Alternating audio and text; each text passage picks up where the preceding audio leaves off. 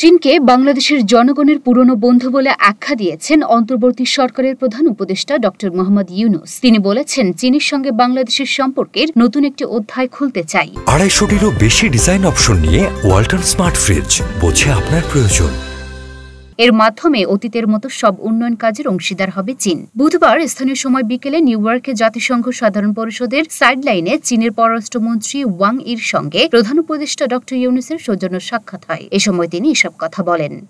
ড ইউনূস বলেন, চীনা সৌর কোম্পানিগুলো বাংলাদেশে আরও বড় আকারে বিনিয়োগ করতে পারে, যা অনেক ধনী দেশের কাছে পছন্দের বাজারে প্রবেশাধিকার ভোগ করে। তিনি অন্যান্য চীনা নির্মাতাদেরও বাংলাদেশে তাদের কারখানা স্থাপন করার আহ্বান জানান। প্রধান উপদেষ্টা চীনের সঙ্গে ঘনিষ্ঠ সম্পর্ক এবং দুই দেশের মধ্যে সম্পর্কের একটি নতুন অধ্যায় খোলার উপর জোর দেন। তিনি উভয় দেশের কোম্পানির মধ্যে প্রযুক্তিগত সহযোগিতা বাড়ানোরও আহ্বান জানান। তিনি বলেন, আমরা চাইনিজ কোম্পানিগুলোর সঙ্গে সহযোগিতা করতে পছন্দ করব। আমাদের একসঙ্গে কাজ করার অনেক সুযোগ আছে। লুনা আফরোজ নিপা, ঢাকা পোস্ট।